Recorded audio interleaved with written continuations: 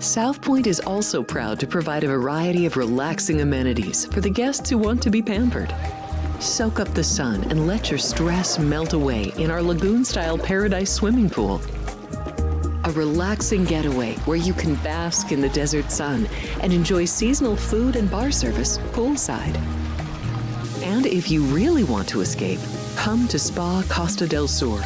From couple suites to a co-ed wet area, our spa caters to business and leisure travelers who want to unwind and elevate their senses. A visit to one of our spa's steam, sauna, or whirlpool treatment rooms will leave any guest feeling like they can take on the world. Our gaming amenities include over 60 table games and over 2,600 of the most popular slot and video poker machines. We have penny slots, including the popular Buffalo games, and real machines like Wheel of Fortune, Triple Sevens, and Megabucks. If you prefer video poker, try Deuces Wild, Double Double Bonus, or a variety of multi-denomination games. Or try your hand at one of the most popular casino table games in the world, Blackjack. Don't let the game intimidate you. Blackjack, also known as 21, is both easy and fun. And our dealers are always happy to assist. And the best part? Blackjack always pays 3 to 2. Next, check out the roulette tables. Roulette is one of the easiest casino games to learn, and so much fun to play. It's a favorite of both beginners and seasoned players.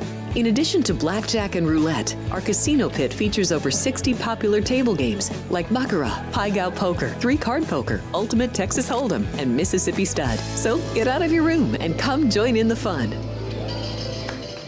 Sports by the book. Sports by the book. Sports by the book. Sports by the book, South Point Studio. We don't make stuff up here. I would only play the Pirates team total going under. What the hell happened to Minnesota's pitching? This total has really crashed without plumbing the lineup. I think this number's too high, but they're laying me the 6. Oh, I know. Caitlin Clark drives handle on the WNBA. Never mind all these Mickey Mouse other stations. We are giving you hands-on information. It's Sports by the Book at the South Point Studio. Here's Jeff Parles and Alex White. Good morning. Welcome in. It is Sports by the Book. Happy to be with you here on a Tuesday. Alex White's alongside me. I'm Jeff Parles. Alex, good morning. Good morning. Good morning, everybody in the chat. We appreciate you being with us this morning. So let's dive right in. We got Steve Jones Jr. coming up about halfway through, 10:30, 10:35, NBA draft, Thunder championship. A lot of WNBA to cover, so we got plenty to get to with Steve a little bit later. All right, let's get to it because we got a full slate of baseball. We got to just hit the ground running here this morning before Steve joins us in a half hour, and we begin in New York, where the Mets are struggling right now. 1-9 in their last 10. They lose again yesterday.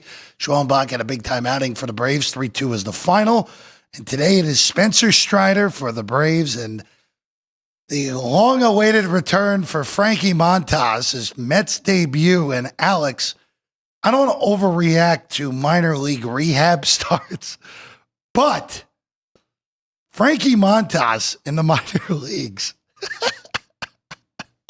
4 rehab starts, Alex. 14 in the third innings, 26 hits, 8 homers, 8 strikeouts, a whip over 2, an ERA over 13. Now, again, don't overreact, but that is as brutally awful as you can possibly get. I don't know how you bet Montas tonight, but knowing how baseball works, Montas is going to come out and throw 5 innings of 1-run ball or something stupid like that. This is a stay off for me here, Alex. My dad always says not to overreact, and they don't really care so much about those numbers. They just want them to get the reps in for their rehab starts. But It is really hard to ignore. I mean, even just looking at his last one, 5 innings pitched, 5 earned runs. I mean, just 2 strikeouts to 1 walk. That is scary going into this rivalry here. And I mean, it's been all Braves so far. I was looking at the under because I do think he can kind of contain them. And like you mentioned, the Mets are really struggling. They're struggling to score. We've only seen 8. We saw 1-9 between these two, 9, 5, 8, and then a 5 yesterday. So I think that number is a little high there at 9, but I'm going to stay off as well. Yeah, again, the weather, we've talked about this week is nuts on the East Coast. New York is 96 degrees at first pitch, got a high of 103 there. Wind is blowing out. So this is, again, ideal hitting conditions here this afternoon, evening in New York. So keep that in mind. It's also why you're seeing a 9, even with Montas. You wouldn't normally see a 9 at Citi Field, period, unless if it was the low-end starters. Weather is perfect for hitting tonight in New York. We go to Milwaukee next. Brewers actually fall to the Pirates yesterday, and they'll throw their ace today. Freddie Peralta against Andrew Heaney, your pitching matchup. $2 on Peralta, plus 180 on the Pirates, total of 7.5. See, I think this one's just a little bit too expensive here for Freddie Peralta. I do think they should be the favorite, but minus $2 is pretty extreme, especially when we saw the Pirates, as you mentioned. Did score some runs yesterday if they can keep those bats going. I'm probably not going to bet this game either. It was a lean to the under, but I really don't like what I've seen from Andrew Heaney as of late. His last 2 starts are pretty troubling. I mean, just 4 innings pitched, 7 earned runs against the Tigers, 2 strikeouts to 3 walks there. The one before that was pretty good. 3 earned runs, 6 innings pitched, 7 strikeouts, no walks. But just want to see how he is, if that was just a one-off or if he's kind of losing some of his technique there. So I'm going to stay off of this one as well. But it was a lean to the under, thinking both of these pitchers could contain some hits here. You know, the Pirates had their best offensive outing in a while yesterday. I don't see it happening against Peralta today. This would be I wish that the first 5 run line, I wish we were laying about $1.20, not $1.35. That makes it harder to justify laying a bigger price. You get 0-0 or 1-1 through 5. You don't get there. So stay off for me. It's just a little bit cheaper in that first 5 run line. I'd be all over Peralta here, but not at $1.35, which is what it readily is available at multiple shops. All right, let's go to St. Louis next. Cubs, Cardinals finally met for the first time yesterday, and it was all St. Louis in an 8-2 victory. By the way, the NL Central has gotten tighter. Cubs lead down to 3.5 over both Milwaukee and St. Louis after last night. 5.5 on the Reds, who beat the Yankees a night ago. It's going to be Tyone McGreevy, minus 10 on the Cubs, 9 the total. Weather in St. Louis, as we'll keep you updated across the board. This is just absurdly good hitting conditions today. 92 degrees at first pitch with wind blowing out to left. Really good hitting conditions again. Now, I wish this came 8.5 instead of 9, but you're even money. You have no juice to deal with here at the South Point, especially when the rest of the market is 9 flat. I don't mind a 9 even money play on this over with, again, Tyone, who's been hit or miss, but his good's been high end, his bad's been bottom tier. McGreevy's not a major league pitcher, even though he's hung in there in his outing so far this year. I would have looked over 9 in this one. You're right. And that's why I'm a little bit nervous for McGreevy here. I do think the Cubs are going to be able to get to him. I would almost look at the Cubs team total going over. I think that's a great price on Chicago, minus 110. I mean, Jameson Tyone, 10 quality starts, 67% of his starts this year. So as you mentioned, I mean, his grade has been great. The last time we saw him, not so good, but I think he can get right here. The weather does concern me, but I definitely think this is a Cubs spot. I think they get this game too. So minus 110, I think that's probably been a better price than we'll get on the team total. So I'm just going to go with the Cubs to win this game. No problem with that, especially where, look at this price. You're getting them minus 110 in the market. That is the best price in the market on Chicago. You can get better in St. Louis, but that is not a bad price at minus 110. All right, let's go next to Colorado. Undecided for the Dodgers against German Marquez tonight. Dodgers are almost $3 with an unnamed pitcher. Just, again, shows the relative lack of strength of Colorado. Total is 12, Alex. Weather in Denver, this is one of the few places where it's not absurdly hot. There's a chance of rain, 71 degrees.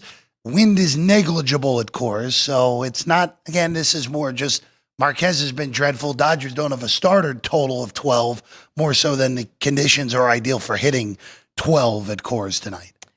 Yeah, I think 12 is okay. I may just look to highlight the Dodgers like we have been with teams and look for their team total. Curious what that number is Gotta here. be 7.5, right? Well, at least maybe even 8.5. Ooh, if it's 7.5, I think we can get there. But I mean, really looking at Marquez, he's coming off of 2 good starts, so maybe we'll get a better number here. But it was against the Nationals when they were really struggling. He went 5 2/3, no earned run, 2 strikeouts, 2 walks, and then the one before that, the Braves were struggling in that outing where he had just 1 earned run in 5 innings pitched. So I do think the Dodgers, I mean, they really have been figuring things out and great offensive numbers in their last 7. I think that's the way to go here. You want to try and back them or even with the over.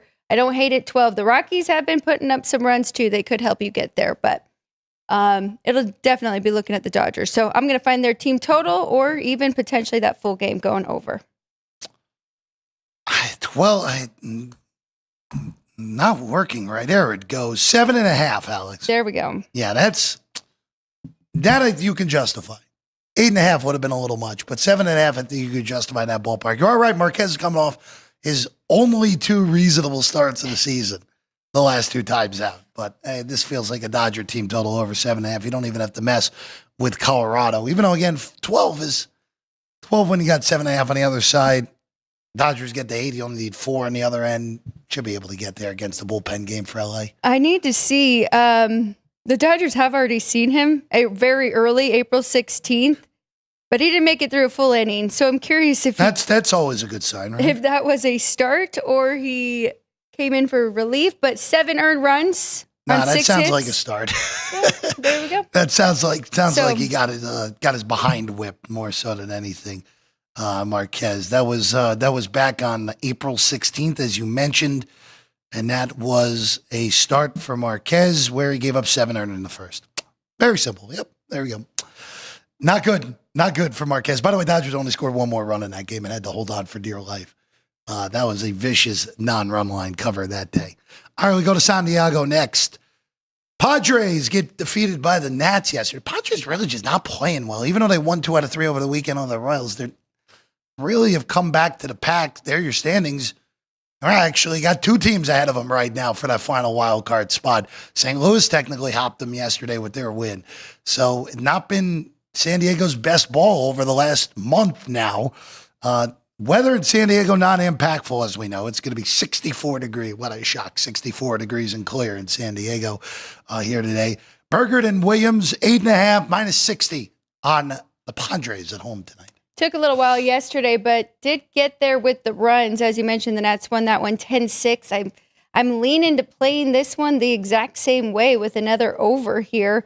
I really don't trust either pitcher going with Williams or Ryan Burger. And that's been the Padres' biggest problem, right? Their pitching has really fallen off, and they've had guys who have been pulled up from AAA that have been okay, but not great for them. So, I mean, in their lineup, it's really just very top heavy. But I think we're going to see runs in this one. I definitely think the Padres are going to get to Trevor Williams.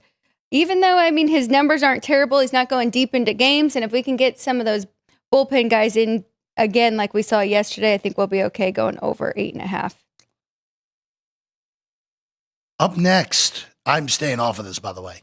Up next, Giants and Marlins, Quantrill and Verlander. Verlander's minus 80. And now, look, this is a big price on Verlander, who has not pitched well. Just his second start off the IL this time out. Did not pitch great in his first start back. Quantrill, we talked about definition of just below average starter as well. Boy, if this ballpark gave us any sort of ballpark factor, I'd look to go over. But it's going to be, this is the deal in San Francisco. It's not a normal summer climate, as we know. It's 56 degrees tonight on the coast of the banks of McCovey Cove. I just can't do it with that weather. Just can't get there, even though these are two pitchers to go after. Because Verlander he's in the twilight. This is it. He's not the same guy, obviously. Hasn't been for 2 years. And Quantrill's a below average starter. But if you look at both of these lineups in the last 7, you definitely don't want to go over. And I mean, maybe these pitchers can make these hitters look great, but maybe these hitters can make these two pitchers actually look very good today. And at that ballpark, I would lean more to that way. So, I mean, even the Giants, 230 average in the last 7, 235 slugging, 95 WRC plus, and the Marlins are right there, 98 WRC plus and a 258 average. So it's tough. I mean, it's really which one do you want to fade, but I would lean more to fading the offense here and going with an under 8 at this ballpark. Weather's indicative of an under. It is under weather for sure in San Francisco tonight. And basically the only place in the country where it's under weather.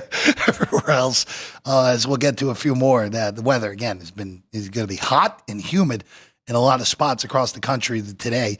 And we go to another one. We go to Baltimore. How about this one, Alex? This sounds fun. 99 degrees with 45% humidity in Baltimore tonight. Wind is a non-factor, at least, for the Orioles and the Rangers. Last night, Baltimore got it done with a 6-0 win. It's Morton and Lotz, your pitching matchup tonight. O's minus 30, total 9.5. Alex, Morton has pitched better. We've talked about this, but boy, that is always hard to lay a price with Charlie Morton, even though these last 3 starts out have looked like old school Charlie Morton as opposed to 2025 Charlie Morton. You're right. 3 of his last 5 have actually been quality starts, and he's gone through 6 innings. Did get hit up, but that was in Sacramento against the Athletics.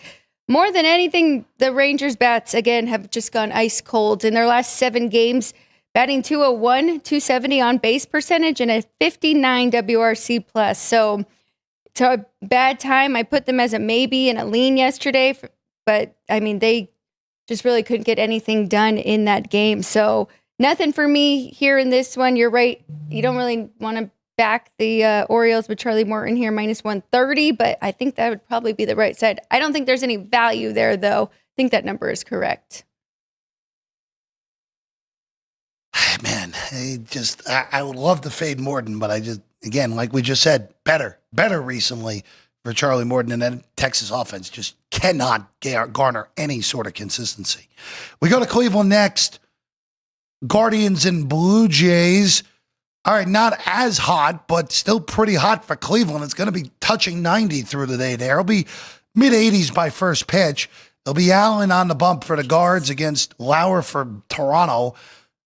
Jays are minus 20, total 9. Again, high total for Cleveland, but the weather and the pitchers playing a role in this one here. Wow.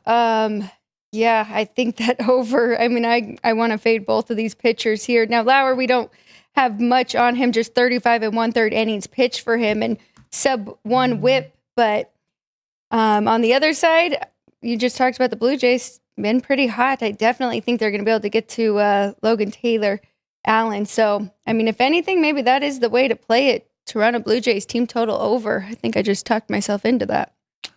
I don't have a problem with that at all, Alex. Probably looking at either 4.5 or 5.5, depending on the shop. More likely than not 4.5. 4.5 minus 120. Yeah, that would be I agree with you. They don't even have to mess with the Cleveland offense. You just go on the Jays have played really well over the last 6 weeks. Again, not the best of 10-game stretches, but before that, again, only 3.5 behind the Yankees, currently in command of wild card number 2 in the American League, even though the Seattle Mariners hot on their tails all of a sudden yet again. All right, we go next to Detroit. Scooble Day. Lee Severino and Tariq Skubal, A's and Tigers. Now, it is hotter in Detroit. It's going to be in the 90s through the day. It'll be 87 at first pitch with about a 40% chance of rain. Now, this is an interesting one because you normally see this go to 4 on the first 5 total and have it juiced to the under big time. This is 3.5 juiced over. Even first 5, we've talked about it. Severino has been a legitimate number one starter on the road. He's been dreadful at home. Skubal's been the best pitcher on planet Earth the last year plus, and so far this season by margin. It's very difficult, though, in a 3.5 game to go under it, especially when your conditions have rain. You always get scared of the rain delay. Detroit will be very cautious with Skubal if we get rain midstream. I would stay off of it just because I don't love the weather report here, Alex, even though in ideal conditions, this would be a no-brainer here today. Yes, absolutely. And I mean, both of these offenses really, that makes me nervous, but it's very tempting, especially at even money there. I do like backing Severino on the road. I mean, his ERA is an 0.93 and his whip is an 0.96. So, I mean, I think he'll be okay, but then looking at the Tigers offense, they are pretty hot. 261 average and a 342 on base percentage and a 137 WRC plus. So makes me nervous there. So there's got to be a way, maybe just limiting to the Athletics and their team. I don't want to go team total. I'd almost just rather go first 5 under. But with Skubal, I mean, it could go 7 innings, so you might be okay with just the team total as well. But that was definitely circled as a heavy lean going under that 3.5, getting even money. Yeah, just again, the weather, the potential for rain scares me. That is the biggest concern. If it was ideal conditions, you and I are simpatico. There's not even a hesitation. And you know what? If someone hits a grand slam on me, so be it. What are you going to do? Or if Sevy bombs up, I feel pretty good about Skubal throwing 7 innings and giving up 1 max. Right. But we'll see. Just concerned about the potential for rain. And again, if you get a midstream rain delay, you're probably not seeing Skubal come back after it, more likely than not. So just a little bit concerned on that. All right, Minnesota up next, Twins and the Mariners. Seattle with an 11-2 win. I don't know what the heck has happened to Minnesota's pitching these last 4 games. Their best pitching outing has been 9 runs. Just gotten bombarded. And it's not like they've seen a high-end offenses. They've seen Milwaukee and Seattle. Seen 2 pedestrian offenses right now. Yep. Their pitching is just falling off the map, and it's going to be on Chris Paddock, which is not really the best guy to be asking to slow the roll of the offenses against you. Castillo for Seattle today, essentially a pick. Minnesota small favorite here at the South Point, total 8.5. I can't do anything here on the Twins yesterday, and I just don't want to get in front of the Seattle offense right now, and especially Cal Raleigh. I mean, he's just leading this team. They actually might be the best in the last 7 days they are. So batting .324 as a team, .373 on base percentage, and a 175 WRC plus. The Twins, offensively, their numbers aren't bad in the last 7 days, but you're right, the pitching has just been awful. So I don't want to get in front of that with the Mariners and them playing so good right now. We've kind of talked about it too. They turned it on the road, right? Getting away from that ballpark. So that's what we're seeing now, and I'm just going to stay off of this. It's a pretty easy stay off for me, but again, Minnesota's pitching has been so bad these last 4 times out. And it's Seattle's offense too. But we've talked about it. Seattle's offense significantly better away from home than it is at home. All right, next up, Kansas City. Chris Bubich on the mound for the wildly inconsistent Kansas City Royals against the Rays, who control the number 1 wild card at the moment. Taj Bradley will go for Tampa. KC's -30, +15 on TB, and an 8.5 on the total here today. All numbers come out just right in this one between these two. Really, the shocking part is, I mean, both of these are above average pitchers, but looking at their last 3 starts, these numbers are not good for either of them. Bradley, opponents hitting .357 and a .492 xFIP, and then Chris Bubich, .349 average and a .460 xFIP. So, I mean, could see some runs here in this one. It's not an automatic under. If you see these 2 pitchers, you're probably thinking that, but I would just stay off. I think that 8.5 is correct. And the Rays, I mean, have definitely been one of the hottest teams offensively. I'll just say this real quick for Kansas City, where we have talked about in that American League Central behind Detroit. Are any of these teams able to realistically be in the race for a wild card right now?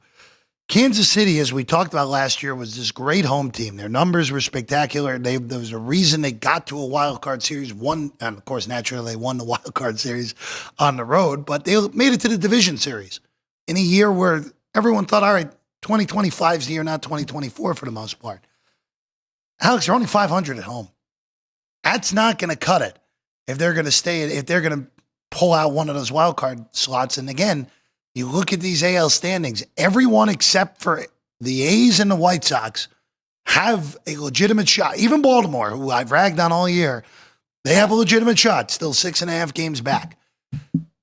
For Kansas City to make this push, you got to get better at home and find the form you had a year ago at Kauffman Stadium when you were one of the best home teams, especially offensively in baseball a year ago. All right, we go to Anaheim next. Angels and Red Sox, a wacko game yesterday. Angels win at 9-5. 8 runs scored in the first inning of that one. And then a 4-run eighth, the difference for L.A. Crochet and Anderson, big number on Crochet on the road. Not surprising here. $1.65 on the Bo Sox with plus 150 on the take back on the Angels. I mean, huge pitching advantage here with Crochet over Tyler Anderson. And the Red Sox have been very good against lefties. I do like that advantage too. So it would only be a play on Boston here, or maybe split up my unit on Boston and then a unit on the 1.5 and get a little plus money there. You know, first 5, Alex, if we're looking at the first 5 run line, you're laying, again, this is another one. You're laying $1.35 on the first 5 run line. It's the same principle as the Milwaukee game earlier for me. If you're coming in at $1.20, all right, you know what? I can stomach that. Don't love it if I don't get there, but $1.35 now, the extra 15 cents makes a difference on Crochet. Full game run line, you're getting even. Yeah. Like you said, not a bad bet. Would have no issue looking that direction on Crochet if you wanted to do that with the 1.5. No problem with that. Especially again, the Angels still in the mix.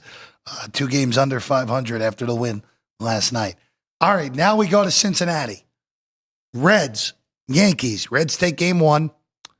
Rodon today for the Bombers against the major league debut of Chase Burns. We've been waiting for Chase Burns to come up. Huge prospect out of Tennessee.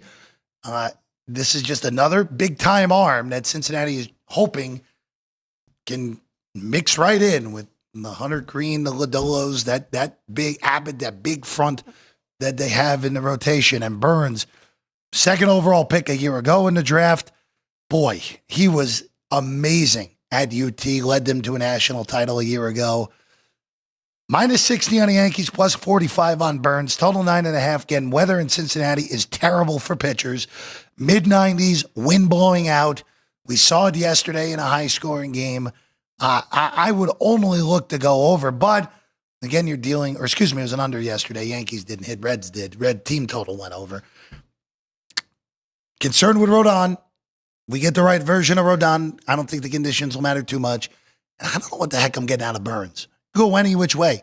We could get the Paul Skeens level debut. We could get the, hey, maybe a little rush to the big league debut. I don't know what we're getting here. So this is stay off here, Great American. I mean, he's a higher prospect than even Mizorowski, and we've seen him have 2 awesome starts. So I would lean to him pitching really well here. I mean, I don't know what the first 5 money line prices. There it is. Ryan, thank you. Plus 130 on Cincinnati. If you want to take a shot at that, I don't hate it. I think it's going to be a very low scoring in the first 5. I do trust Carlos Rodon on the other side. 50% of his starts have been quality starts.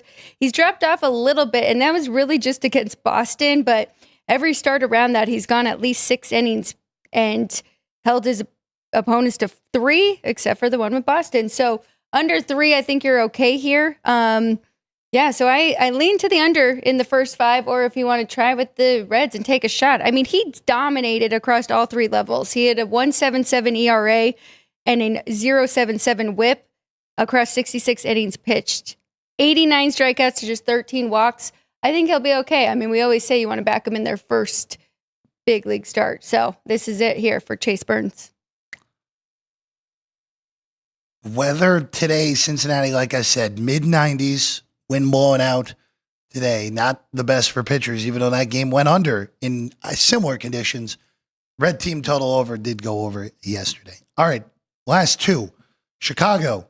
Boy, it's not quite yesterday with that weather report, where that weather report yesterday was as bad as it gets for the for the White Sox and the Diamondbacks.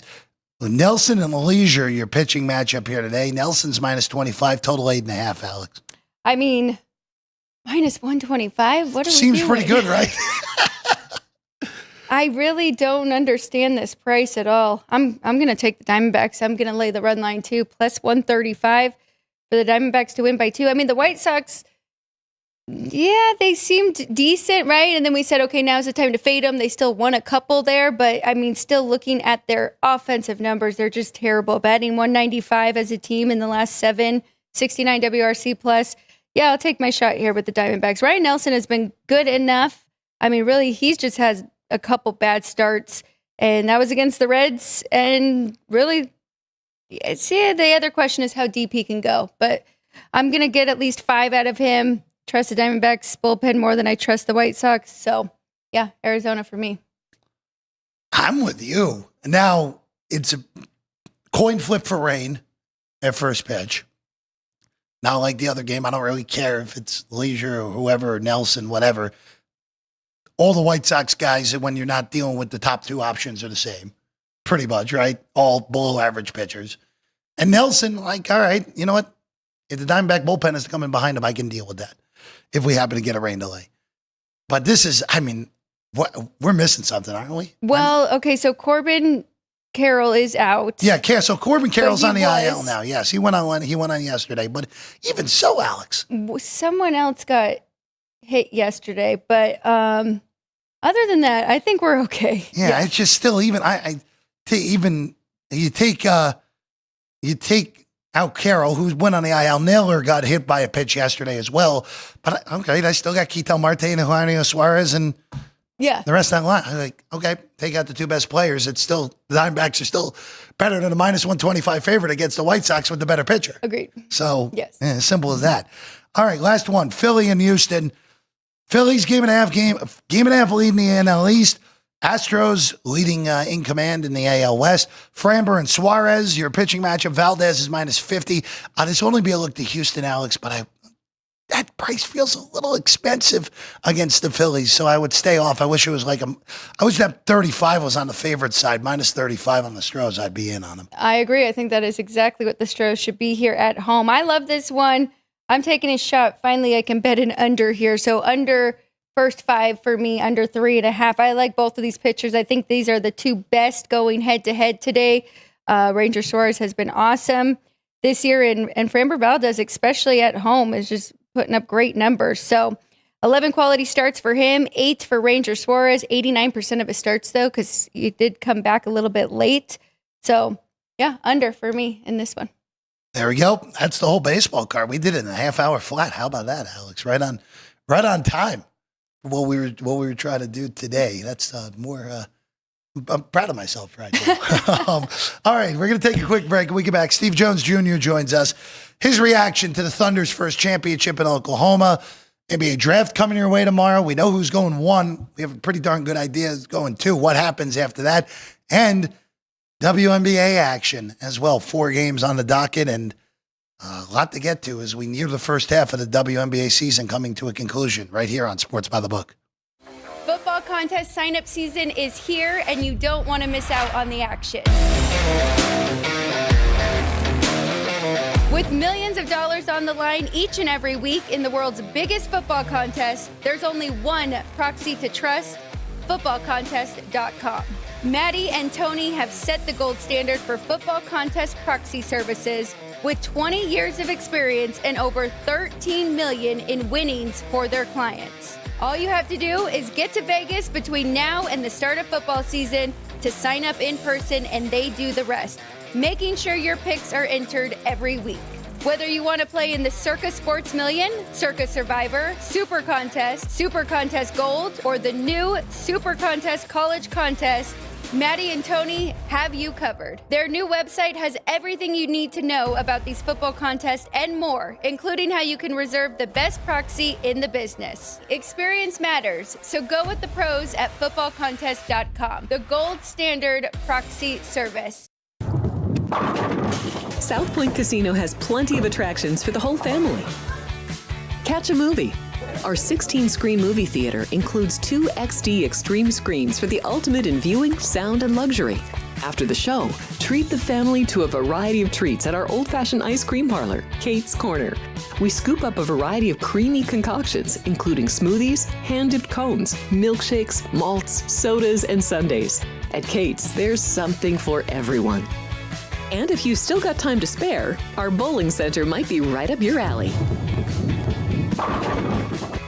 Voted Best of Las Vegas, it's a great place for friends and family fun. 64 lanes, a pro shop, snack bar, and arcade. And while the kids are bowling, you can play slots and sip on a drink in the Alley Cat Lounge while overlooking the lanes. For our more serious and professional bowlers, the South Point is also home to a separate tournament bowling plaza.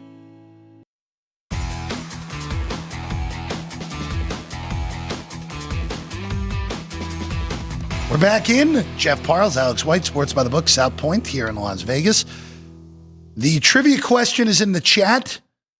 It's a fun one, actually. Good question. Good question, Vince. A good one here today. We'll see who wins. See if Nick and JR at the ballpark continue their battle for June supremacy. Dean and Daryl are in there as well. Daryl's on the Mariners, on the over in the Mariner game. Well, that's always a risky business, but hey, the Twins can't pitch right now, so why not? Yeah. So thanks as always for being along with us here in the chat.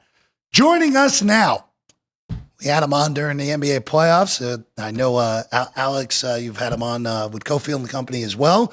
Is our good friend Steve Jones Jr. with us right now. Steve, good morning. I know none of us can be having quite as good a day as the Thunder are today as they peruse through OKC, but hope you're having a good morning here.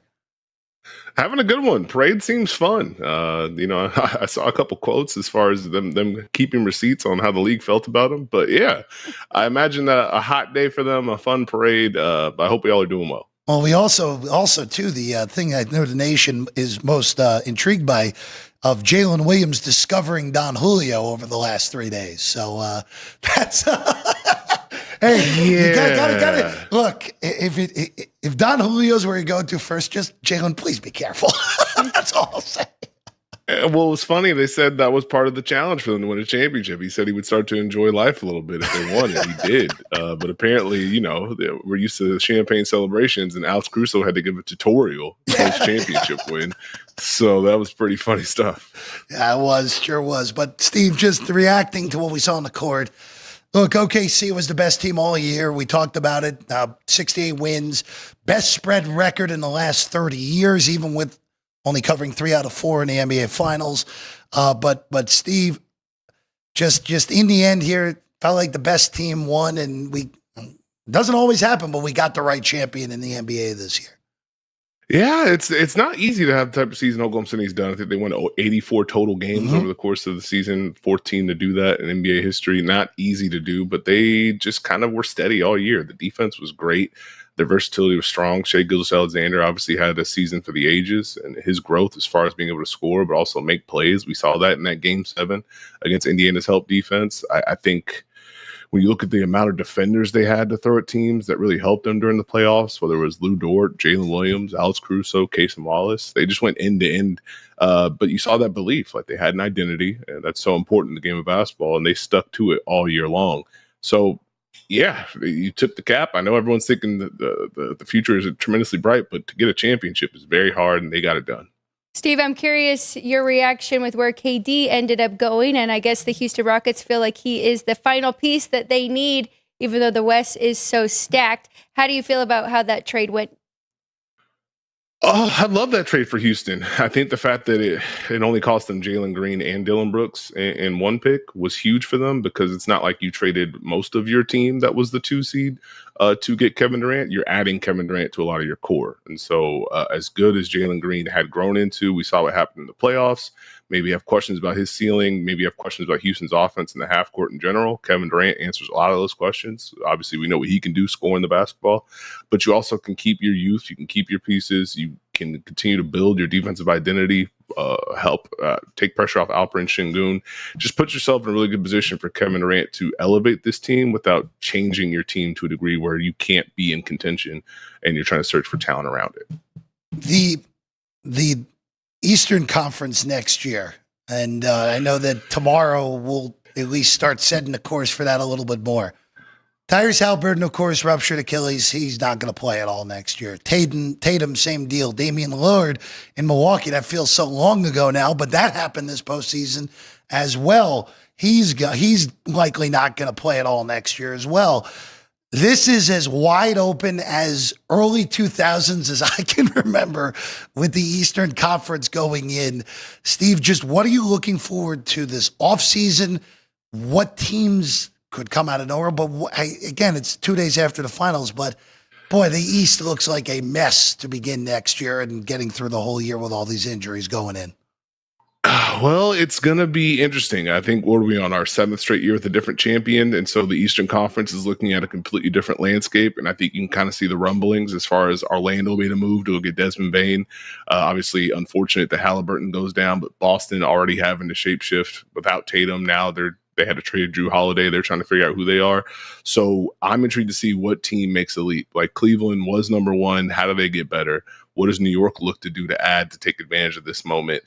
Can Milwaukee figure something out around Giannis without Dame? Does Detroit try and make a move? Like Detroit, Atlanta, those teams intrigue me as far as, hey, can we take a chance, take a risk, take a swing and move up? But it's going to be wide open. I think there's about 5 or 6 teams that could elevate, but there's a lot of movement that's going to happen. So I'm really keeping an eye on that in the draft to see who makes that swing to try and take advantage of what's going on in the East.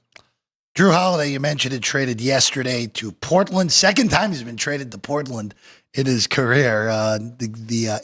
Anthony Simons going the other way to Boston, Alex. So the trade's already, again, I love it. That Game 7, we got a big-time trade. And then, of course, one day after the season, and we already got big-time trades across the league. Well, then, of course, don't forget, during this whole postseason, New York fires their coach, and they still don't have a coach. Yeah. And yet, Steve, they are one of the favorites. They're up there for the East. Is there more pressure than ever now on the Knicks with all that we just mentioned about the East? Yes, considering some of the reaction to them losing to Indiana was, hey, we lost an opportunity. This is a really good chance. If they go through next year with some of these teams having down years and maybe they're not able to have the same success, they're going to feel a lot of pressure, and that team probably doesn't survive it. So it'd be intriguing to see what they do coaching-wise. I think I have an idea as far as who they might go with, but I think you're walking into a kettle fire where the expectations are going to be high and the opportunities going to be there to really enhance on what the Knicks have done. That's the tough part about getting rid of Tibbs right now. Steve, NBA draft, for whatever reason, a 2-day event beginning tomorrow in Brooklyn. Hey, look, they did last year. We know why they did it because Bronny James was going to go in round 2. This year, I don't know why they just didn't go back to 1 day. We know who's going 1. We know Cooper Flagg's going 1. We have a pretty darn good idea that Dylan Harper is going to go number 2 to San Antonio. 3 is where this thing can go all over the map. So, Steve, any thoughts of what happens after the top 2, or look, any prospects you may be looking at for the rest of the board here that, hey, Philly could surprise us at 3, or someone could trade up with Philly? So I think it would be interesting to see, does Philadelphia just go ahead and take BJ Edgecombe and lock that in and try and take his talent, or do they try and use that pick to improve their overall roster? As we talked about, the Eastern Conference wide open. Is that an opportunity for them to get better? That's intriguing. The other domino I'm waiting to see fall is who takes Ace Bailey / where does Ace Bailey want to actually play basketball next year? So that little 4 through 8 mini game is fun for me, but my eye is always on the scoring guard. So give me some Jeremiah Fears, give me some Trey Johnson. Let me see where they land and how they can impact the game. But I'm keeping an eye, like the Ace Bailey domino is the one where I'm like, okay, who is secretly gonna get this guy, and where does he want to go? Is it just Washington? He's just trying to avoid Philadelphia. He didn't want to play in Charlotte. Like, that's where I'm intrigued. You know, it's just interesting because I did want to ask you about the Bailey situation, because this is. We don't see this very often, that refusal to work out with any of the teams that are in the range that he's likely to be picked. Again, him and Harper were teammates at Rutgers, and they, of course, didn't even make the NCAA tournament, and potentially 2 top 5 guys. But is this just as simple as he's getting bad advice from the people that are around him here? Or do you think this is a bigger thing with Bailey? I mean, Bailey a few weeks ago was minus 700 to go in the top 5. This morning, he's minus 180. So those odds have cratered for a guy who all college long was considered a top 5 pick. Now may not go in the top 5 because of the silliness that's happened around him here in the lead up. I think it's to try and say it's a roll of the dice. It's a bet on himself. It's a desire to try, and it's hard because it's a draft. A team can pick you, but you're trying to get to a position where you feel like you can have the most impact. Where that might be, I'm not sure. Like going to a team like Philly wouldn't be the worst thing in the world, even though they have a lot of talented players. But he may be in a scenario where he's trying to say, I don't necessarily want to be on a team where I can't be myself. And I can understand that. It's just going to be, does he find the fit? Does that team get him? And does he have the impact? Because you can make this move one time, but if you don't necessarily have the results to back it up, it becomes a pretty loud whisper. So that's why I'm interested to see who takes him, because obviously he's got an idea of what he wants to do with his rookie year. Steve, I'm going to turn it to WNBA, and I want to start with the home team, the Las Vegas Aces. It's been quite a struggle this year. I want to start. I know you really study the X's and O's and break down all of these games. The Jewell Loyd trade now here with the Aces. I mean, her points, 2023, she was averaging just about 25. Last year, about 20. And this year, she's down to 11. Now, her rebounds has gone up. What's going on, and how can they fix this problem and get Jewell Loyd to work with A'ja Wilson and company? I think it's just about comfort and timing. I think what we've seen, one of the positives was with Jewell Loyd to the Aces was the fact that she can obviously elevate and replace some of the talent of having a Kelsey Plum, but she can fit into what the Aces do. But the Aces are shifting as a team, and the league is deciding to guard them a certain way. So I think it's just finding a comfort from inside the arc, I think, is the biggest key. And I think you kind of saw that in the Indiana Fever game. Started to see more drives from Jewell Loyd, started to see some of those mid-range pull-ups, as opposed to just being a spot-up shooter from 3. And so it's just kind of toggling her aggression and comfort with the Aces, with different lineups, and finding different ways to open things up for her with what the Aces are trying to build. And I think it's just been an interesting time for Las Vegas in general, as they're trying to navigate offensively, defensively, with a league that's a little bit more competitive, boisterous, willing to defend them in a certain way, and not necessarily having the fear to a degree. And so I think they're just a team that kind of has to work to figure it out. But I think the pieces are there. They just have to find the consistency on both ends. Steve, I just want to ask you real quick about the expansion Valkyries, who were win total was 8.5 for the whole season. The win total was 8.5 going in. They're 7-6. They're over 500 through 13 games with this super experimental young international roster. And here they are over 500, almost halfway home in this season. Steve, this is a shock any which way. How have they done it? And do you think what they've been able to do, do you think it's sustainable for most of a season or a whole season here? I think hopefully someone smashed that win total. Hopefully someone's smiling at the 7-6 start. I'll put it out that way. But I think with Golden State, they compete. They compete every single night. Like, they defend at a level that just is very hard. They put so much pressure on you all over the place. They're comfortable switching. But if you watch Golden State, when someone drives, there's going to be help there. They're going to pressure the ball and make you uncomfortable. They played the Aces on national TV. A'ja Wilson couldn't get going because there were bodies shown left and right and up and down. So they get after it. And so that defensive mentality, that mindset, is something that can carry them throughout each game. And they even, battled Caitlin Clark, shaded her one way, wouldn't let her get going. They have that mindset to get after it every night, able to run in transition. Now, does it sustain throughout the whole season? Not sure, because this is a team that in the half court can struggle to generate offense, but they give the effort every night. They're going to give themselves a chance to win. And it's just been fun to watch. They're probably one of the more fun teams to watch in the W this year. As teams get more tape on them, we'll see if it can hold up, but they're going to fight you every single night. And that home court advantage they have, I think they call it Ball Hall, pretty fun. That crowd is loud and electric for them. So it's not an easy place to play, not a fun team to compete against. Steve, on the high end of things, Atlanta and Phoenix also have surprised. We expected them both to be playoff caliber teams, but 10-4 for Atlanta, 11-4 for Phoenix, just behind both New York and Minnesota, who we expected to be the two best teams in the league going in. Who has surprised you more of Phoenix and Atlanta? I would probably say that's a tough question because they both have. I would probably lean more Phoenix. I didn't know they would have this level of success this early. Like, obviously, the play of Alyssa Thomas has been great. She's always been a hub, always been good defensively. Playmaking, as far as being the assist leader in the WNBA, is not surprising.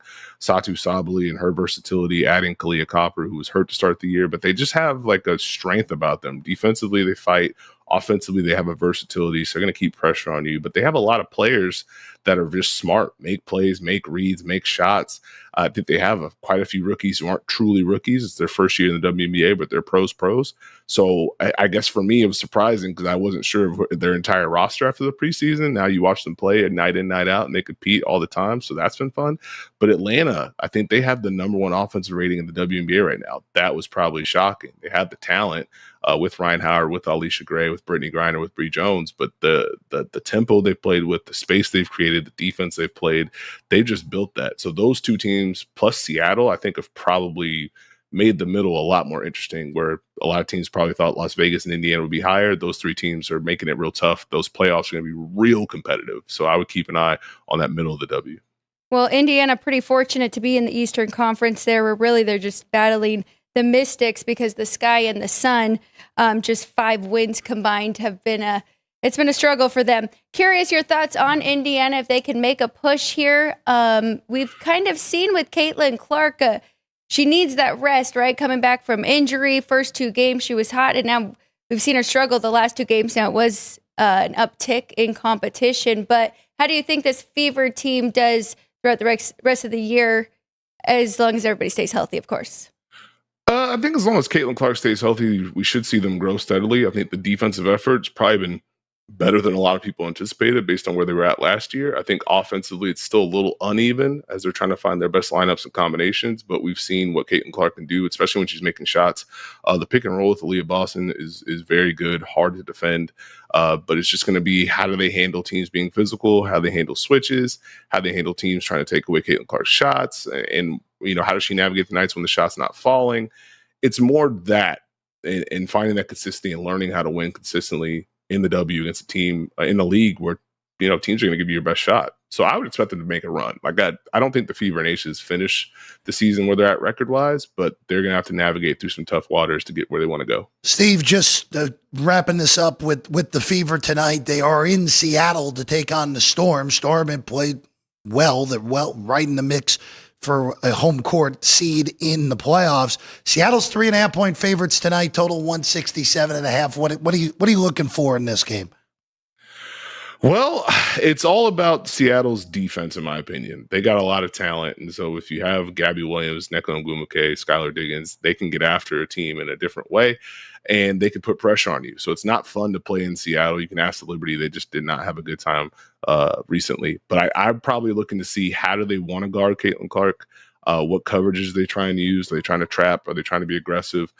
Can their bigs take away Leah Boston? And then can they go ahead and score on the other end? If Seattle has that combination of defense and offense, it's really tough to beat them there. So I wouldn't be surprised if a physical effort from that Seattle team leads to some pretty good results for them. I'm glad that you brought up the word physical there because we have seen this league get very physical. I'm curious your thoughts. Of course, I do find it a little interesting. Stephanie White, now the head coach of Indiana, was with the Connecticut Sun, who was the most physical last year, and now they still are. And, she is, of course, going to stick up for her team. But what do you think, all in all, with the physicality and especially how they play against Caitlin Clark? I think it's basketball. It's getting after it. That's the fun stuff. Let's get after it. Let's compete. Let's fight a little bit. Let's tussle. It's just hoops. Like if you're not getting after it and you're not having some altercations, some heated moments, I don't know if you're doing it the right way. So, I don't believe in the noise too much. They know what they're doing out there. So, I don't think it'll continue to grow like people think it is, but I just think it's just basketball plays most of the time. Kind of figures itself out, right? Yeah, pretty much. Yeah. Steve Jones Jr., get him on a tweet, Steve Jones 20 as well. Steve, thanks for hanging with us today. I know we got a lot of W in the offseason. We got a lot of NBA offseason to be happening. I know we'll have you back soon, and I know you'll be in town soon as well. So thanks for hanging with us here today. Thanks for having me. Absolutely. Thanks, Steve Jones Jr., everyone. All right, we take a break. When we get back, the whiteboard, and we'll see who won trivia here today on a Tuesday morning. Sports by the Book, South Point Studio. We have 11 amazing restaurants featuring a wide variety for every price range and appetite. South Point's Garden Buffet has something for everyone at unbeatable prices. Or, if hunger strikes in the middle of the night, join us at Coronado Cafe. The American menu offers breakfast, lunch, or dinner 24 hours a day, plus a Chinese kitchen for authentic Chinese dishes from 11 a.m. to 11 p.m. From steak and eggs to wonton soup, it's fast and friendly service 24/7. When you need a quick pick-me-up, you can find it at our state-of-the-art Starbucks just inside the main South Point entrance. Order ahead with the Starbucks app for easy mobile order pickups. Or enjoy your favorites in the relaxing dining area anytime, day or night. If you love Mexican food, Baja Miguel's has all of your south of the border favorites. There are dozens of classics to choose from, like fajitas, ceviche, chimichangas, tacos, and more. And for spirit lovers, Baja's colorful non-smoking tequila bar is right outside.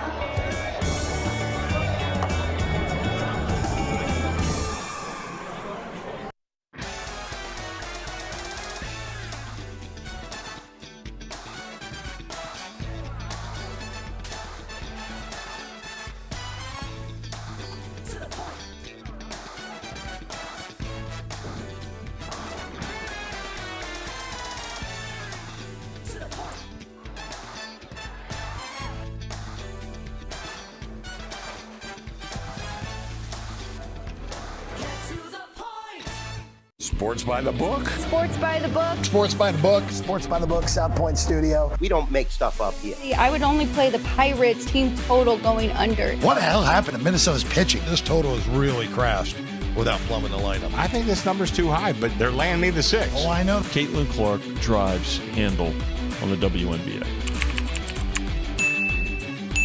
Never mind all these Mickey Mouse other stations. We are giving you hands-on information.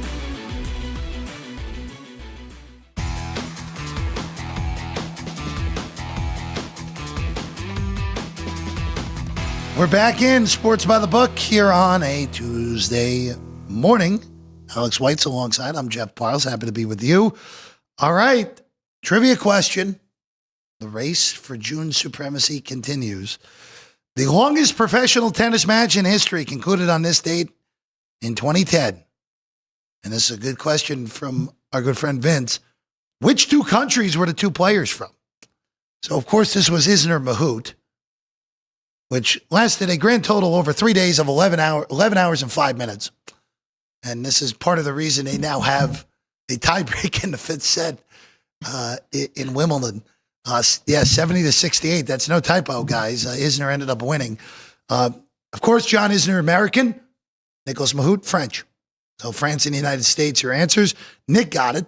So Nick and JR continue to battle. Wow. See, we are Drew Dog. You got an assignment, my friend. You got to go through it. You got to figure out what the tabulation is because we got to tell everyone on Friday because it might be a heads up deal on Monday next week because Monday is the final day of the month. Wow. Yeah. So there you go. I'm sure if we asked them, they would tell us in the chat. They know exactly how many they've gotten right. Maybe. If they did, that's pretty impressive if they did. But Nick and JR battling it out here in the month of June. All right. Whiteboard time. Whiteboard time on the laptop might have a bet, though, wow. Alex, so you never know. But here we go. Whiteboard here on a Tuesday morning, Alex. Okay, so I'm trying to keep it pretty simple today. A few favorites that I like. I like the Cubs here to take game 2 against the Cardinals. I trust Jameson Taillon. -110, great price on the Cubbies here. I like the Diamondbacks. I don't really understand this price. So we're going to Arizona. I'm going money line, -125, but I'm also going to play the run line, which, of course, is -1.5 at +135. I like the Red Sox, Garrett Crochet. I'm going -165 on the money line and then the run line as well at even money. I like the Blue Jays team total. We're going over 4.5. A lot of places we've been talking about the weather a lot. I think that is a great spot for them to continue with their hot bats. And then I like the Phillies and the Astros under 3.5 in the first 5. Ranger Suarez, Framber Valdez, 2 of my favorite pitchers to back. So we are going to go under 3.5. I really would love a 4 if we somehow got that in Houston. That would be so nice, wouldn't it? If we got that 4, just have to push out. I'm with you on the Cubs. I just, after thinking about it a little bit more, I know McGreevy's pitched well, but I still don't see him as a major league pitcher. Tyone is, Tyone, if we get the good cut Tyone, we're in great shape there at a good price. But I'm going to be, like I told you earlier, Alex, I'm going to be on that team total in LA with LA in Colorado, even though it's not the greatest of hitting conditions. Marquez is coming off his 2 best starts of the year. We're getting regression to the mean the wrong way for Herman, more likely than not here today. And the Diamondbacks, we're in agreement now. I mean, I know no Carroll for a while. Naylor probably won't play tonight either. But it doesn't matter. Still have Ketel Marte, still have Eugenio Suarez. Still have a much better roster than the White Sox, even without 2 of their 3 best players. So, plus we have an opener, don't we? Yeah, it's an opener. It's an opener. Yeah, exactly. It's not going to go well for the White Sox more so than anything. All right. That's what we got here on a Wednesday. Tomorrow, we're back. We'll have a guest as well. We'll get that all locked in later today, but maybe Las Vegas centric here on the show tomorrow morning. We'll also later in the week, we'll have Lou Finicaro on Friday, a huge UFC card, the UFC 317. Vinny Magliulo will also join us on Friday as well. We'll have a baseball guest on Thursday now that Vinny or Lou are both on Friday, so we'll be on the lookout for that. All right, Alex, good luck. Very excited to have Lou back. It has been way too long, so I know we have a lot of people that do watch our show that like UFC and love to hear his take. So absolutely. Maybe he'll even have an NFL win total mixed in there. You never know with Lou on Friday. All right. We'll see you again tomorrow, 23 hours from now, right here, Sports by the Book.